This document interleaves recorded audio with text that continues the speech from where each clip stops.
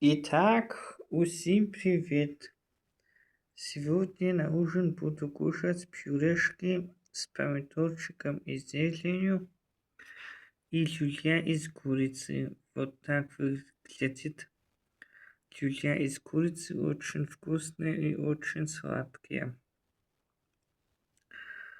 Да, вот это лучок с различными салатиками.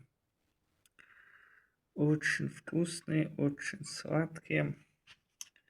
А это у нас хлебасик, булочки французские. Да, очень. Мне повезло с отелем в Пятигорске. Глубокая ночь.